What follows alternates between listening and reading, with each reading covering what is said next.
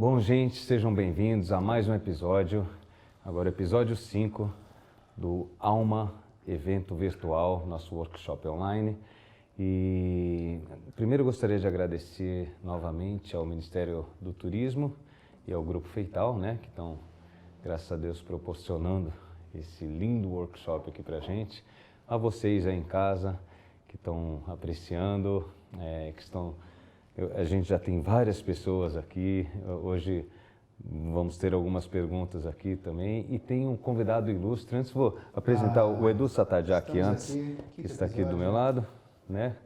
Fazendo aqui comigo esse lindo trabalho. Essa viagem musical. E hoje temos aqui nada mais, nada menos do que... Por favor, Edu, fala quem, não? É mais forte que você? Rick Dub. Rick Dub. Rick Dub. Dub, é um prazer ter você aqui, meu mestre. Prazer é todo meu de poder participar desse momento. Muito obrigado por ter aceitado, viu? Bom, para quem não sabe, o Rick, ele é arranjador, produtor musical, compositor, músico, ele toca vários instrumentos, multi-instrumentista, toca piano, toca violão, toca baixo, toca, enfim. E além de tudo isso, que ele faz muito bem, é um super DJ também, e além de tudo isso, ainda tem um lado da ciência dele aqui, que ele vai passar por aí, porque isso também é importante para o músico que quer ingressar aí na carreira toda, neurocientista de cabeça cheia, não é de mão cheia, porque é tanta gente que pede ajuda para ele, gente. Tem dois aqui.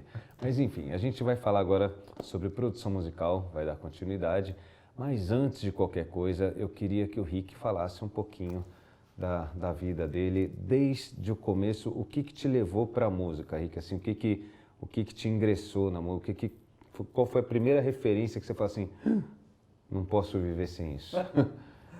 Meus pais estavam na sala ouvindo um vinil do Stevie Wonder, né? E aí eles estavam ouvindo aquela música Ma Chérie Amour. Exato, meus pais dançavam e tal. E aí eu falei, poxa, quero ouvir mais dessa música.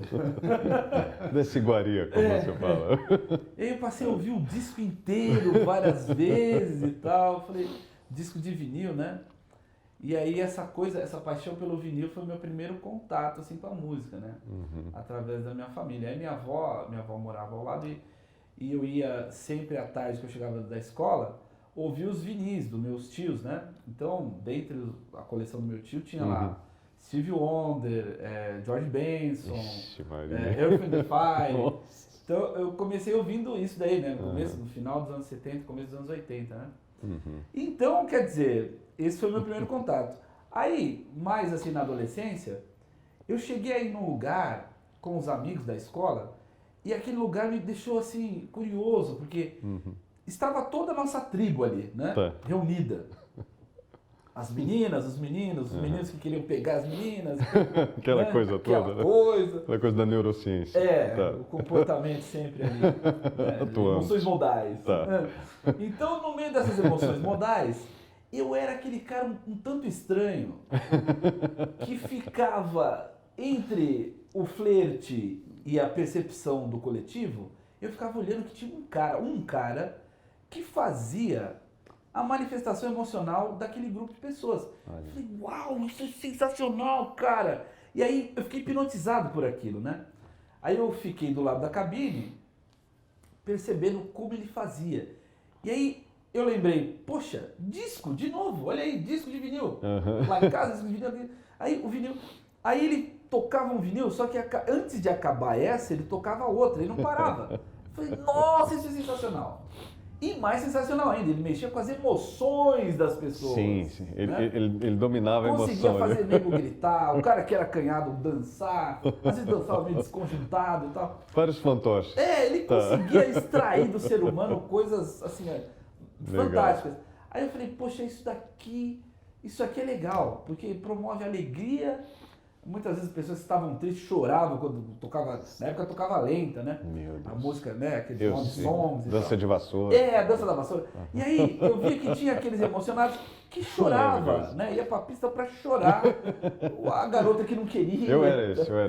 Eu sofria. Aí eu já. falei, poxa, esse cara, bicho, ele é um administrador das emoções. Nossa, que interessante você juntar isso. Por isso que você tem os dois. Por isso, exatamente por isso. E eu nunca soube disso, te conhecendo há tantos Olha anos. aí. Ah, continue que tá bom. E aí o legal foi que assim, a trajetória entre observar o coletivo emocionado, mais um cara que promovia manifestações emocionais, eu falei, isso daí é o que eu quero ser pra minha vida. É isso aí. Quero fazer. É isso aí que eu quero fazer. Esse cara é danado, Esse né? cara é bom. Aí claro, eu fui pra casa, né, na maioria das vezes, chegava lá e começava a olhar os discos e tal. E naquela época, eu morava, né, em São Bernardo no Ruge, e tinha uma loja de discos chamada Merci Discos. Meu avô, que era muito fã de vinil, meu avô ouvia jazz e tal, era fã de vinil. E aí, ele tinha uma conta. Uma conta não lascou. Uma conta de vinil. Aí Confete. eu fiquei sabendo porque um certo dia ele chegou, meu avô chegava com um choquito. Eu sou o primeiro neto, então, né, tinha todo um respaldo, Um respaldo, diferenciado. né? Sim. Aí ele chegava, eu tinha que falar, na época o comercial da propaganda era um avô falando pro netinho, né? Tá. Falando, eu só vou dar né, Eu lembro o presente disso. Eu se lembro. você falar o que é. Aí tinha que falar chocolate com leite condensado, caramelizado, com flocos crocantes de e chocolate um chocolate de- Nestlé. Né? Quando eu A idade de falava todos, isso- né? Denunciamos denunciamos os a nossos idade. 32 anos. Aí toda vez que eu falava isso, ele me dava recompensa. Olha, Olha. meu avô Skinner, meu avô já utilizando a caixa preta de Skinner. E aí, ele fazia isso comigo, e eu falava, vô. Aí ele não precisava nem perguntar. Não. Eu via ele chegando no trabalho, vô, Chocolate. chocolate, lá. Ele, pum, tirava do bolso que ele andava com aquelas camisas que tem um bolso Westop. aqui. Isso, é, Westop. Westop. Ele tirava aqui, toma aqui, meu gatolinho, me chama gatolinho. Toma aqui, meu gatolinho. Vamos que eu vou ali comprar uns discos. Ah, aí foi melhor. Ele me levou na loja, e aí o Rubão, né? O Rubão, um cara gordão, um italiano, assim, barbão, era muito amigo dele. E eles ficavam ali ouvindo as músicas, e falando, enfim.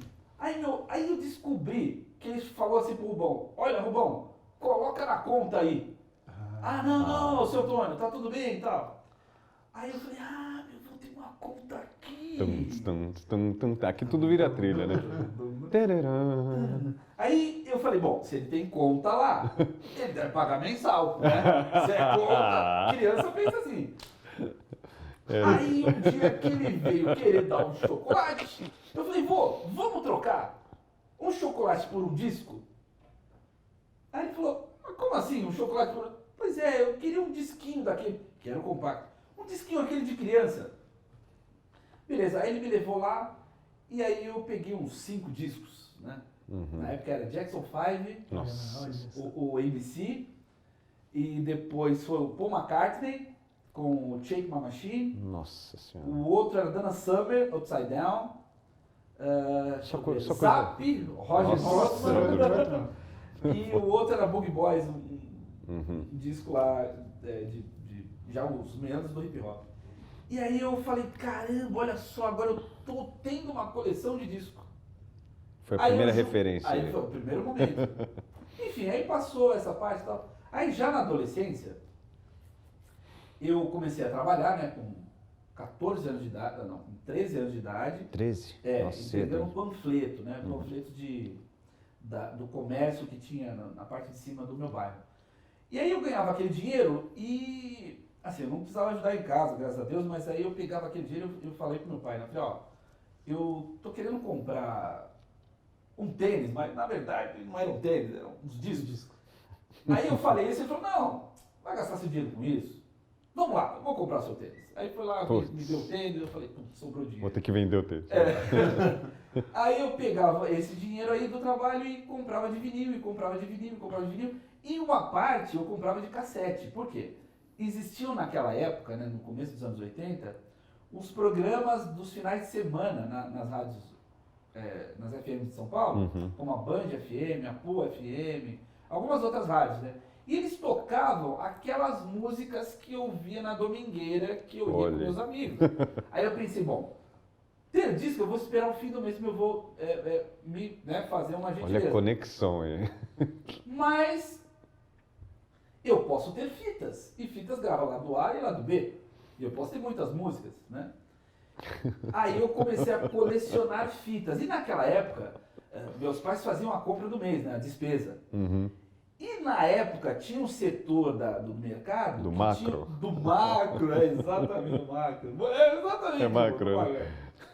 E aí, meu pai trabalhava na Mercedes-Benz, né? E aí, ele tinha lá um... Você é de São Bernardo, né? Sou de São Bernardo, da região. E aí, enfim, ele chegava no mercado, naquela região ali, ele também gostava, meu pai gostava, né? De gravar umas fitas e tal. Eu já aproveitava o ensejo e comprava uma caixinha de fita pra mim. Olha aí. Aquelas caixinhas... TDK, BASF, né? Hi-B.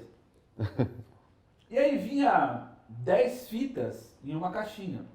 E cada 10 fitas, lado A, lado B, ou seja, dava muitas músicas. Nossa, com certeza. Comecei a colecionar isso. Então eu tinha, sei lá, caixas e caixas de fita, né, gravadas das músicas que passavam no rádio.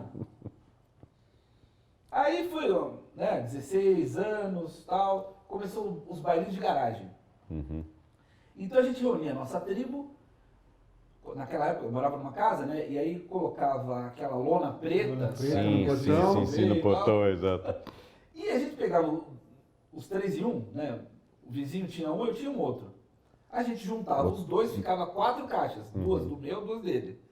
Então a gente colocava caixa minha, caixa dele, caixa minha, caixa dele. Nessa época eu fazia as luzes, eu fazia 4 bocaus, né? Bocais com as pastilhas. Com as pastilhas, eu adorava. A gente ia se juntar, assim.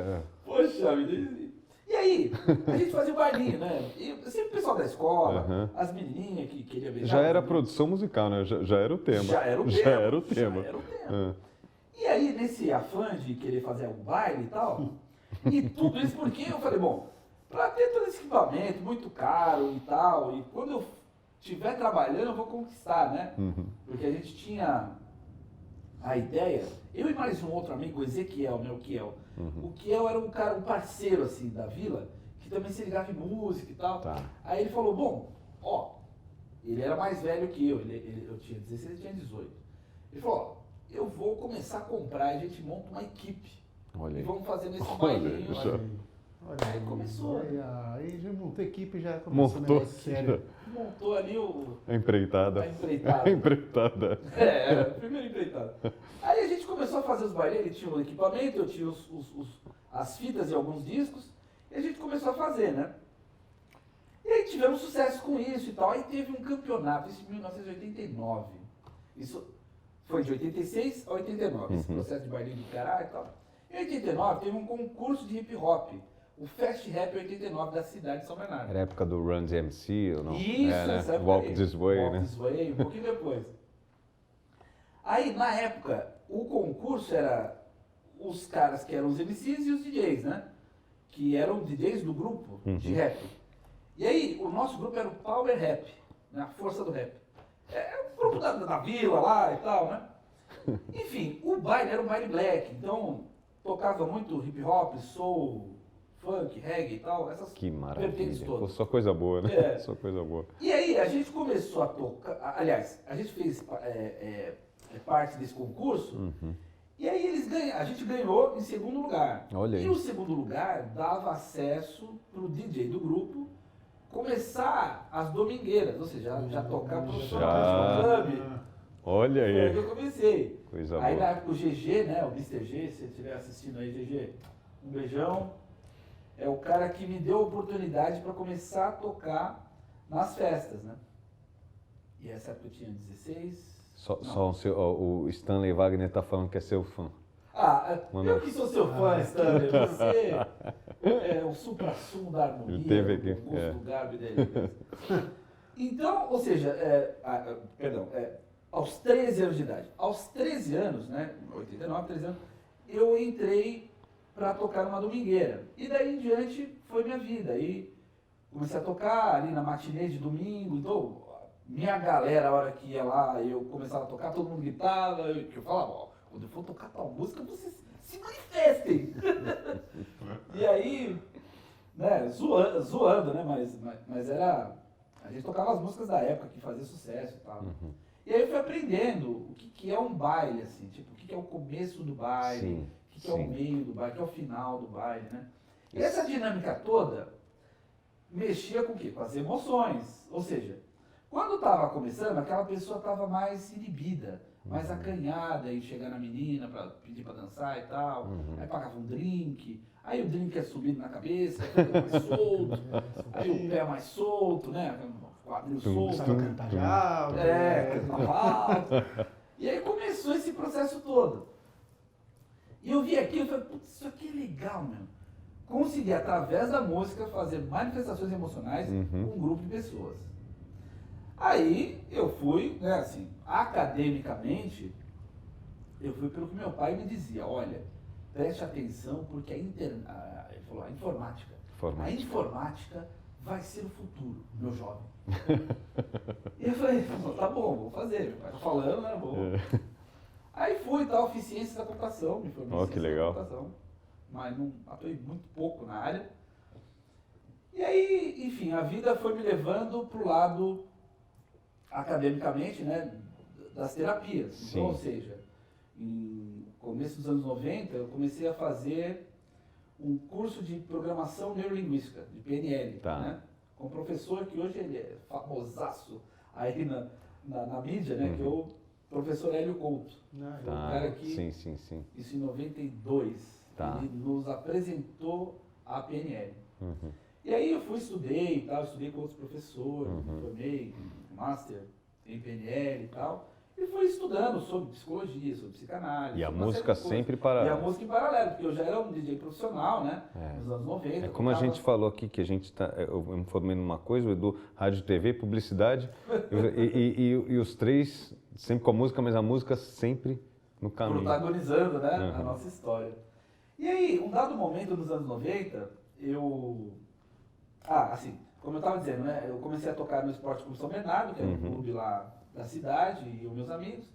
E aí os olheiros da época iam ver as novas tendências, quais eram os garotos que estavam levando a molecada sim, para dormir, para dar o din-din, né?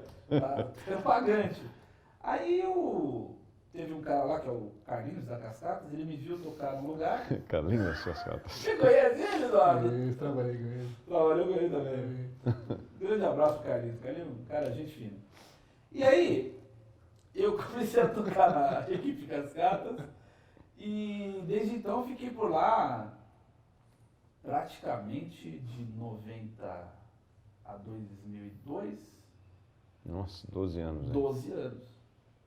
12 anos na equipe Cascatas, né? Isso como DJ? Como DJ, profissionalmente.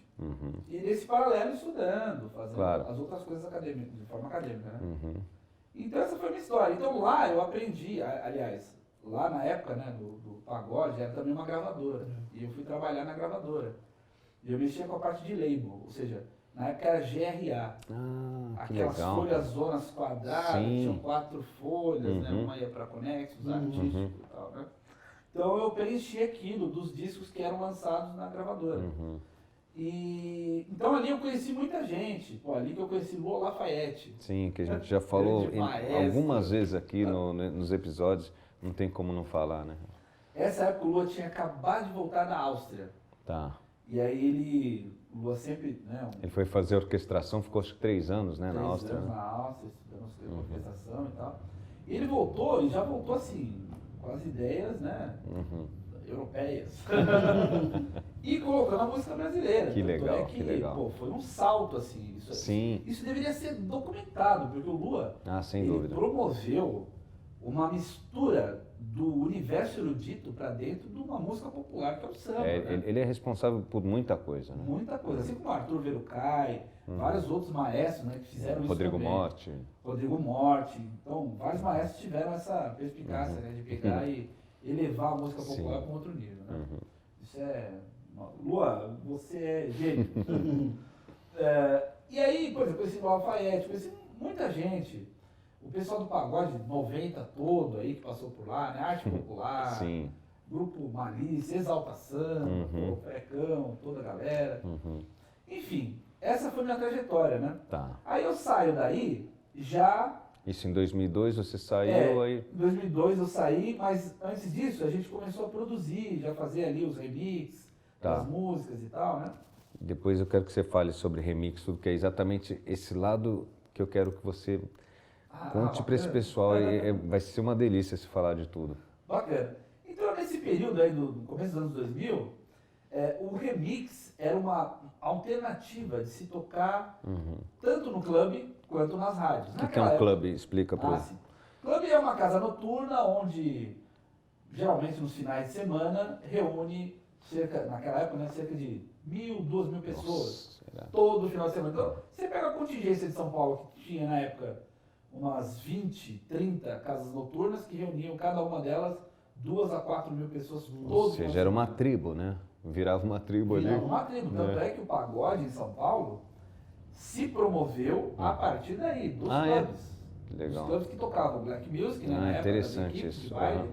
E essas equipes de baile se transformaram em selos de gravadora. Gravadoras pequenas, né? Independentes. E aí, dessa muvuca toda, dessa tribo, surgiram vários artistas, né? Tanto do hip hop quanto do pagode, que vieram do mesmo lugar, né? Das periferias, dos grandes bailes, das grandes equipes de São Paulo. Então, as equipes eram as principais de São Paulo: a Chic Show, a Zimbábue, a Black Mad, a Cascatas, a Circuit Power, né? E existiam várias outras, né? O pessoal do Sul, os Carlos aqui da Zona Norte, enfim. E isso era setorizado, então cada lugar de São Paulo tinha um grupo de músicas que fazia mais sucesso. Então, eu me lembro que a Chic Show era uma equipe que já estava um pouco à frente, por ser a mais velha de todas e tal, traziam atrações internacionais, né? Como James Brown, Palmeiras, né? Palmeiras, Exato, baile do Palmeiras. E o baile de gala, eles faziam aonde é hoje, hoje é uma churrascaria, o Clube Holmes, na Paulista. Então eles faziam ali um baile de gala da Negrada. Que legal. Era muito legal. E todo mundo se encontrava no MAP, era o ponto de encontro da galera, né? Da Negrada para ir para os bailes. O MAP era na... Frente ao Teatro Municipal. Exato, exato, eu lembro. Então, ó... E aberto a todos também, né? Sim, aberto a todos, né? sim. Negrado, mas sim, era aberto... Era aberto a todos, é que, assim... vem de uma raiz, uma cultura, exato. Uma cultura paulista, que inclusive tem um documentário agora que estão fazendo para explicar que legal. Onde começou isso, né? Daí veio também o samba rock, né? Nasceu daí. Então é uma cultura urbana paulista que não se tem muitos registros, assim, por exemplo, não tem um documentário na Netflix para a pessoa entender como que começou, quais foram esses códigos, né? Porque tinham códigos culturais da época, né? Existiam outros bailes, onde eram, vamos dizer assim, mais ecumênicos, onde todos iam, né? Mas o povo negro, principalmente da periferia, não tinham tanto acesso a esses lugares. Até porque, pela dinâmica, todo mundo trabalhava muito e não tinha muito tempo e dinheiro para, de repente, chegar lá com a gata, né? E bancar a dele, da gata e mais um drink. Então, aí os bailes de periferia deram esse espaço para que essa cultura negra fosse desenvolvida e ritualizada, né? Então é uma cultura mesmo paulista, o baile black, tanto quanto o samba rock e o próprio hip hop, né? Eu vi assim nascer em meados de 80 e poucos, 85, 86, na época da São Bento, que as pessoas se reuniam ali, né? Então, Taíde, MC Jack, enfim, todo mundo que está até hoje aí, inclusive, né? Nacionais. Patife Tem UFA ali, dançava no São Bento. Sim, verdade. Nossa, ali eu andei bastante. Ali era legal, né? Era aquele cara tinha o cabelo, jogava o cabelão, né? Então, isso aí são códigos culturais do nosso querido 011, que eu fiz parte, né? Na posição de DJ. Só que estando numa gravadora pequena, como a Cascatas Records, eles, você vê, ó, como que funcionava, né? A equipe tinham vários bailes no final de semana, reunia muita gente. Aí eles começaram a sacar, bom, a gente se comunica com muita gente, né? Ou seja, a gente tem um tráfego grande de pessoas. Aí passaram a ter programas nas rádios. E desses programas passaram a divulgar os produtos que eles gravavam nas gravadoras, que eram os grupos de pagode de rap. E nós éramos os que executavam e faziam o sucesso disso. Né? Então era uma cadeia, é um ecossistema que se auto e retroalimentava, né? A gente lançava, tocava, tinha um programa de rádio, as pessoas ligavam para a rádio. Era cíclico, né? Era cíclico. Atendia música e ia no baile ouvir aquele som. No baile ouvir aquele som, Sim. sabe? Os artistas ganhavam com isso. Naquela época. E isso foi crescendo, né? Ao ponto de chegar nas multinacionais. Aí o negócio ficou nacionalmente conhecido, que é a história do pagode aí de São Paulo, né? Então, Negrito Júnior, Exalta Samba, Catinguelê, todos esses grupos aí vieram do BS, só para contrariar. Cada um veio de um lugar, mas assim, todos vieram na mesma época. Você fez parte desse cenário, então, né? Que legal, pô, maravilhoso. E depois disso? Então, aí nessa época, o que acontecia? O DJ tinha a possibilidade de sacar quais eram os códigos sonoros que mais tinha a ver com a recepção positiva da maioria das pessoas. E aí eu passei a fazer os remixes de músicas que a gente queria trabalhar. Explica só um pouquinho o que é o remix. Só para dar um parêntese para você continuar. Mas o remix, que a gente explicou um pouco de produção, de composição, né? O processo intuitivo ou técnico para você chegar nisso.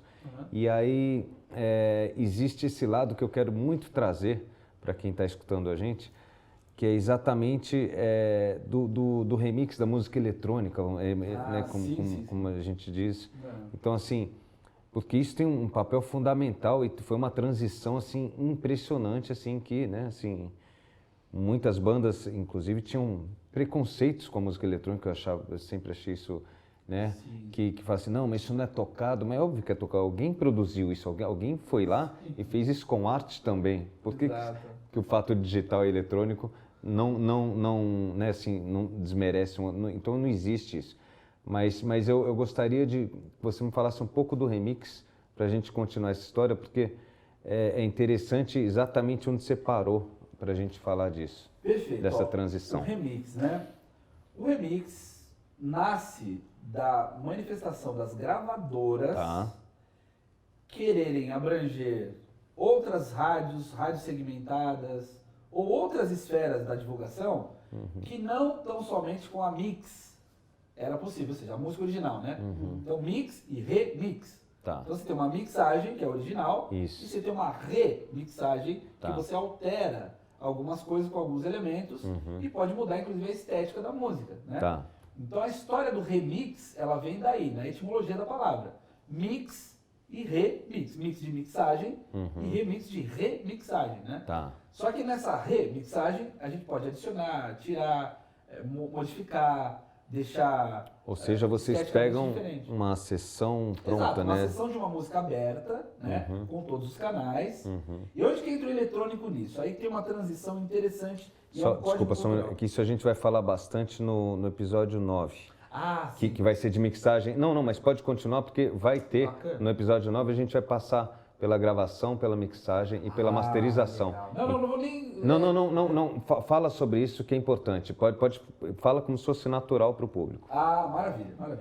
Bom, então basicamente o remix é isso, né? O remix é você remixar uma música, seja ela qual for. Então, como o remix fez sentido na nossa cultura aqui, né, brasileira?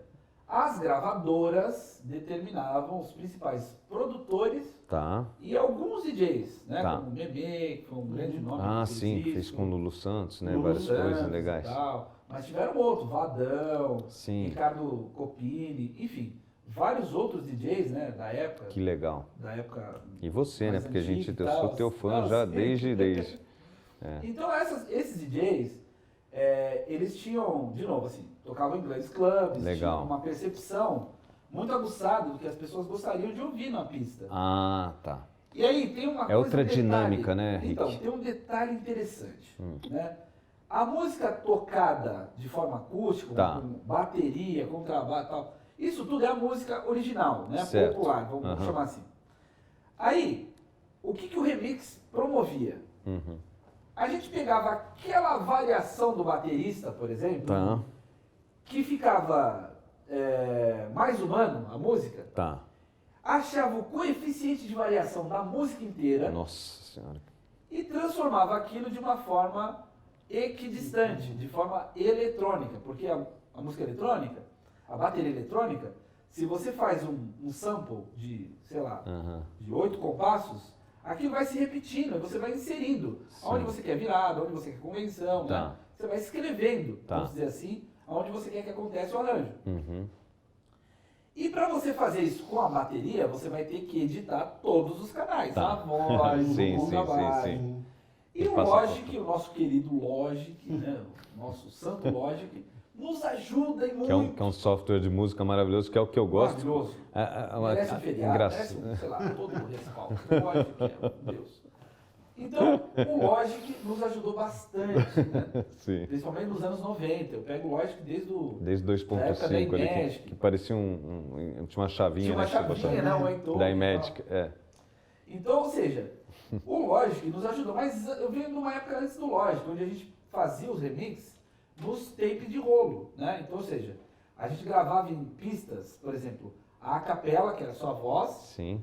e pegava, por exemplo, trechos, por exemplo, bateria de um lugar, né? Só bateria sem harmonia, e pegava a harmonia de outro. Enfim, Que era legal. uma coisa de retalhos, né? Na época. Então, a gente tinha os splices, ou seja, tinha uma régua, a gente colocava aquela fita magnética, cortava Nossa. e colava, né, com o splice e colocava para colocar e fazia os efeitos. Assim como, de eco, como no cinema também, né? Que eles recortavam, fazia fazia toda a edição, edições, né? Na tesoura, né? O mão de tesoura É né? isso. É, Eduardo Mãos de Tesoura. é, Não, de tesoura, tudo, é tudo. isso. É o editor. É o editor, né? Sim, então sim. a gente veio fazendo desde essa época. Tá. E existiam algumas outras possibilidades, por exemplo, o DJ70, o DJ70 era um teclado, né? Que você conseguia programar coisas. Era o da colocar Holland, SP, não? Da Da Holland. Holland, sei. ASP, enfim. Tinha o Curtis Vai, Tinha como tinha programar que algumas programar. coisas, né? E aí eles faziam dessa forma, de forma precária. Depois da era dos programas dos DAW, né, do Digital Audio Workstation, a coisa mudou muito. Então aí facilitou mais o processo de executar os remixes.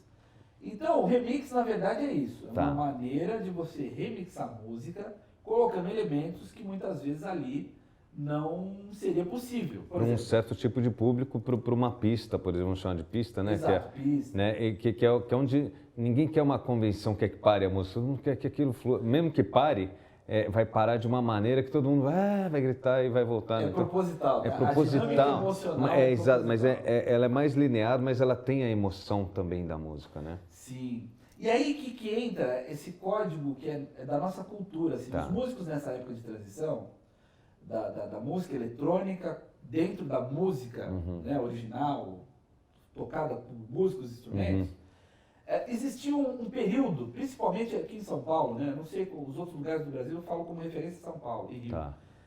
O que acontece? O DJ era o cara que conseguia pegar as músicas prontas e fazer um baile. E o dono da casa noturna pagava X. Para uma banda, por exemplo, uma banda de 12 pessoas, com metais, ele Sim. pagava 12X. 12x. Então a questão do mercado não tem a ver Sim. com os integrantes, os trabalhadores da música, e sim com os O os entretenimento, mercadores, entretenimento, né? Que é para... os mercadores que fizeram essa política. Então eles pagavam, por exemplo, R$1.000 para um DJ, ao invés de pagar 10 mil para uma banda de baile. E acontecia a mesma coisa. O ingresso, a pessoa pagava, dançava, consumia, bebia. E aí os músicos começaram a ficar com raiva dos DJs. Sabe essa história? Uber taxista? Já foi um dia músico e DJ. já foi, Os DJs tomaram espaço que era, né? relativamente somente dos músicos. E só para lembrar aqui, gente, que o Rick, além de DJ, ele toca todos os instrumentos e muito bem. Então, assim, ele tem os dois lados, né? Então, assim... Eu sou um eterno aprendiz. Não, tá bom. Continua, perdão. Então, esse código cultural, né, entre uma coisa e outra, Sim. tem a ver com o mercado. Assim como a história do Netflix e Blockbuster, o Uber taxista, também foi o DJ e o músico. Só que para o remix, o DJ era importante por quê? Porque você imagina o seguinte, ó, é aquela história que você falou, né? Sim. Uma convenção musical, Tá. ela pode promover uma dinâmica que não vai de encontro com o que rege os códigos da pista. Perfeito. Porque imagina o cara acanhado. Tá. Ele conseguiu se desenvolver e tá dançando. Aí veio dum. E ele não tem aquela mobilidade para acompanhar essa ritmia. Aí ele dá aquela parada, já pega o copy on the rocks. Então, essa questão da música linear, com o beat, né, sendo protagonista e tal, isso é proposital da música da cultura da música eletrônica, porque tem a ver com a pista. A pista tem esse código de manter as pessoas dançando. Não parar. E quando parar, ser uma pausa proposital. Então a música eletrônica ela tem mais uma dinâmica auditiva, de graves, médios, agudos, depois volta grave, volta todo mundo. Que legal. Seca isso, fica só aquilo. Ou seja, não é só produção, tem a mixagem, tem a master, tem tudo numa coisa só, né? Por isso que você ama o Logic, né? Porque lá ele tem... Mas tem que ter a pecinha que mexe também, né? Porque verdade. Você tem anos, né, de Logic, de Logic é o software que a gente usa, né, como Pro Tools, como tudo, mas você tem anos aí, né, de estrada, de... E por mais que a gente execute, tal, sempre tem alguma coisa nova que a gente aprende, né? Esses dias eu estava aprendendo sobre o time flex, os mistérios do time flex e tal. Então a gente sempre está fazendo isso. E aí, olha só, se atualizando, é uma cadeia, é um ecossistema, né? As empresas de software e de tecnologia do áudio acompanham a dinâmica cultural da música. Então, por exemplo, a música ela tem que bater 0 dB, com um punch de não sei quanto em 120 Hz, enfim, existe um esqueminha, né? Tá. E no final ela é processada para tocar em 44/16. Tá. Na nossa época, vamos chamar assim, na época antes dos anos 90, a gente tinha dinâmica, ou seja, dinâmica entre o que é grave, o que é kick, o que é bombo, o que é contrabaixo, e o arranjo pulsava de uma certa forma. Certo. Com esses padrões, inclusive com a mudança tecnológica daquela música mais achatada, sem tanta dinâmica, né? Tem a ver com compressão, isso? Compressão, exatamente. Então, perdeu um pouco, deixou a coisa mais pasteurizada, realmente, né? Mas esse pasteurizado agrada outro escala lado. para um público específico. E aí todo o mercado trabalhou para que isso acontecesse. Então, por exemplo, você pega uma música para você finalizar no Logic, você tem lá plugins para você masterizar, você deixar 0 dB todo mundo, né? Normalizar, né? Tender ao 0 dB toda a track. Sim. E aí você, economizou de você mandar para uma masterização, né? Isso possibilitou o quê? A maioria dos DJs ou das pessoas que estão operando um DAW desse, como Logic, fazerem tudo. Olha, eu posso gravar, eu posso mixar, eu posso masterizar e entrego pronto. Já é MP3. Que sobe, inclusive, para a plataforma. E só você mesmo já sobe para a plataforma. Para a plataforma. Não precisa mais de gravador. Não precisa de gravador, no seu compositor e chega para um produto final, até a divulgação da tua música. Até a divulgação, se você conhece. E monetização também, né? Isso não quer dizer que será bom o produto. Exato. Outra história. E a gente vai falar isso lá para frente. Inclusive, a relação do que é bom. Por exemplo, bom para quem, né? Bom para que público? Por exemplo, teve um querido aí, não vamos dar nomes, mas ele fez o disco inteiro no banheiro. Um banheiro de 2x2. E a música chegou a níveis de 7 dígitos. Sim. Para quem? Para ele. Para ele. Porque ele fez dentro do banheiro, ele gravou, ele produziu, ele cantou, ele divulgou, ele obteve o retorno e foi feito nisso. Se você pegar isso aqui e colocar nos anos 70, onde as gravadoras gastavam, era em dólar, né? Os mais antigos falam isso. Sim. Que a tabela do músico era pago em dólar, e uma produção era caríssima. Mandava-se fazer arranjos fora do Brasil, com cordas, orquestra e tudo mais, né? E hoje você vê, olha só, em menos de 50 anos, a curva, né, que a música, a estrutura de se fazer música, possibilitou, né? E aí vários fenômenos musicais vão migrando e tendo a oportunidade de tomar o espaço dos top 10 mais ouvidos do país. Sim, claro, isso claro. impacta, inclusive, em como as pessoas estão ouvindo música, né? Quais são as músicas que estão mais em evidência. Aí vai para a parte literária, para a parte dos temas e as letras e tudo. Legal. Né? Então isso impacta todo o ecossistema. Mas as empresas, como eu estava dizendo, né? As empresas de áudio acompanham essa dinâmica. Quanto mais prático, mais fácil e mais acesso, melhor para eles. Sim, porque eles vão ganhar na contingência, né? Com certeza. Mais pessoas executando aquilo, eles ganham. Mais retorno eles mais retorno eles Com terão. certeza.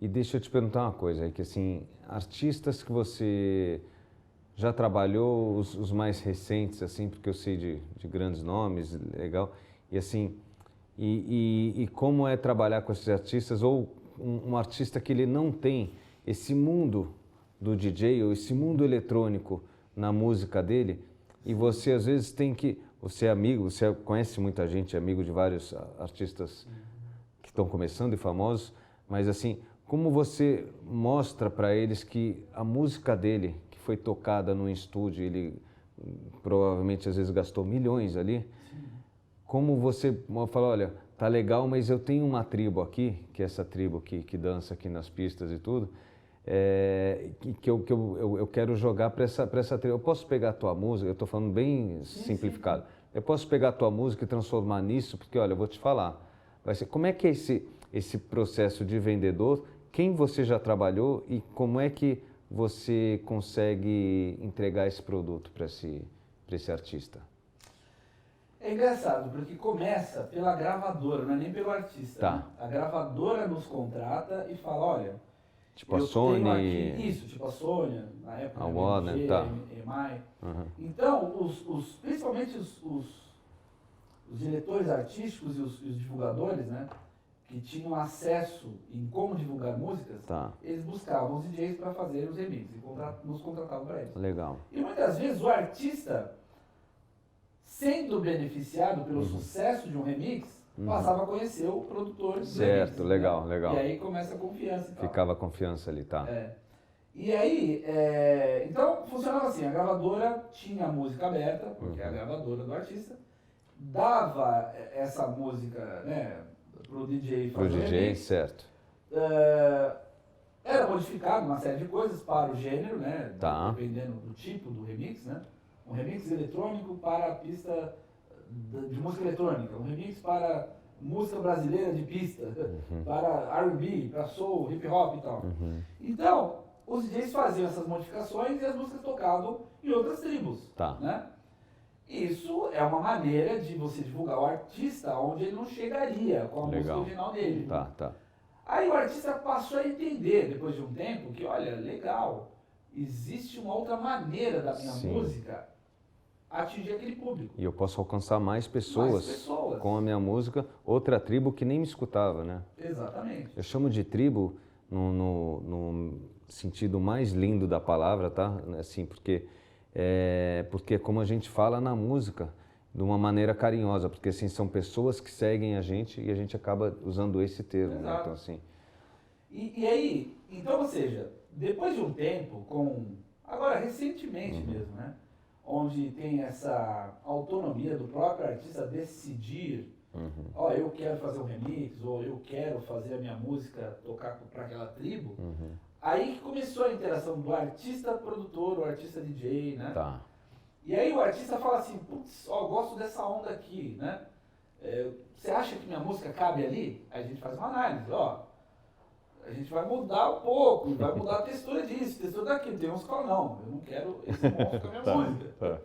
Mas outros falam, é isso aí que eu quero mesmo. Eu quero legal, ser legal. disruptivo. Eu quero ousar, né? Ousar, exato. Né? Que é o caso, por exemplo, do Carlinhos Brown, né? Pessoas que eu já É isso, eu queria saber com quem você Carlinhos já trabalhou Brown, um pouco. Arnaldo Antunes, Luciana Mello. Luciana Mello, Paula Lima. Você fez atualmente com Cláudio Jorge Versilo. Jorge Versilo, grande Jorge. Ele é um querido, né?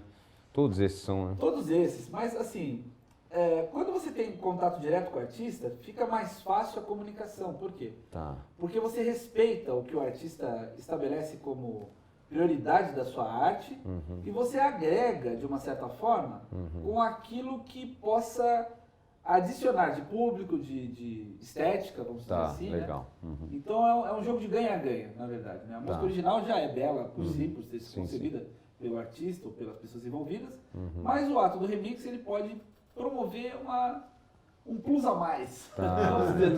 Entendi. E esse plus a mais aí é muito bem-vindo. Né? Tá, a gente já está chegando nos minutos finais aí do nosso episódio, mas de qualquer maneira, eu primeiro gostaria de agradecer e a gente vai ter você em mais um episódio aí, que vai ser o episódio 6, né? E que você vai continuar falando um pouco sobre tudo isso. E a gente vai, como prometido aqui, como eu e o Edu a gente já está fazendo, o Stanley Wagner veio aqui, a gente compôs uma música com ele. Que maravilha! E chegou até a pré-produção. E aí o objetivo aqui no próximo episódio, que vai ser o episódio 6, é exatamente isso, é a gente falar um pouquinho mais sobre tudo isso e queria ver você escolhendo alguns beats ou qualquer coisa para a gente compor uma música aqui na hora. Então, isso vai ser muito bacana é diferente de um remix, né? Na verdade, a gente vai compor uma música, mas eu vou fazer umas brincadeiras aqui com o Rick, que eu acho que ele vai gostar, que eu vou primeiro, antes do beat ali, eu vou pegar ele no violão, aqui ele não está sabendo não, mas vai ser maravilhoso, viu, gente? Vai ser maravilhoso. E eu gostaria de agradecer muito, muito, muito a tua presença. Eu quero que você continue, só por conta do nosso tempo mesmo, mas eu quero que você continue toda essa história linda que você tem, porque assim, é realmente muita história para contar e a gente ficaria aqui, né, Edu? Né? A gente ficaria aqui até amanhã, como a gente já ficou várias vezes, nós três, que além da música somos irmãos e amigos, mas assim, o respeito com cada um aqui tá sempre, né, assim, em primeiro lugar, porque a gente sabe da história de cada um de vocês aqui, então eu sei da história de cada um de vocês. E fico muito feliz por você ter aceitado o convite. Mas você que é um cara corrido em todos os sentidos, né? Toca, atende, vai. Toca, atende, faz, exatamente. Praticamente um TDAH. Falar algumas palavras, Edu? Eu quero agradecer a Dub. Eduardo. Ele me ensina muito esse rapaz. Isso aí. Ensina a todos nós. Isso aí. E o próximo episódio vai ser interessante. Hein? Vai ser, né? Vai aprontar muito com ele, não? Então tá bom. Rick, obrigado. Gostaria de agradecer o pessoal em casa também, a todos que estão nos ouvindo aí. Hoje só vimos tem várias pessoas aqui mandando mensagem, mas o Stanley aí que te mandou um abração, falou que é teu fã também. Eu que sou seu fã, E depois a gente vai, no próximo episódio, a gente vai tentar responder algumas perguntas aí, conversar com as pessoas, tá bom? Muito obrigado, gente. Até o episódio 6. Valeu. Muito bom. Obrigado, viu?